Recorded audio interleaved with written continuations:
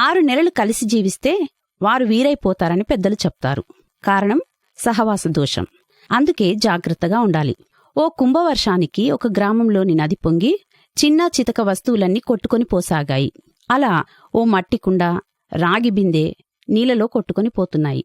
రాగి బిందె మట్టి కుండతో నా దగ్గరికి రా, నీకు సహాయం చేస్తాను అన్నది. కడవకు తాను బలహీన ఘటమని తెలుసు కాబట్టి తనను తాను జాగ్రత్తగా కాపాడుకోవడానికి ప్రయత్నిస్తున్నది. అందుకే రాగి బిందెతో నేను నీకు ఎంత దూరంగా ఉంటే అంత క్షేమంగా ఉండగలనని చెప్పింది. మనుషులుగా మనం సామాజిక జీవులం. సమాజంలోనే జీవించాలి కాని బలహీనమైన మనస్సాక్షి గలవారు, నిగ్రహశక్తి లేనివారు చెడ్డవారితో సహవాసం చేయకుండా జాగ్రత్త పడాలి. స్నేహం చేసినా వారి వల్ల మన ప్రవర్తన పాడు కాకుండా అప్రమత్తంగా ఉండాలి.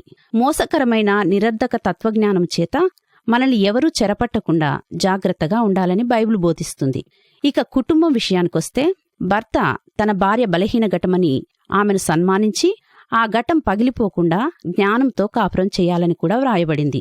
కాబట్టి మనం బలహీనమైన ఘటాలైతే బలవంతుల విషయం జాగ్రత్తగా ఉందాం, బలమైన ఘటాలైతే బలహీనులను సన్మానిద్దాం.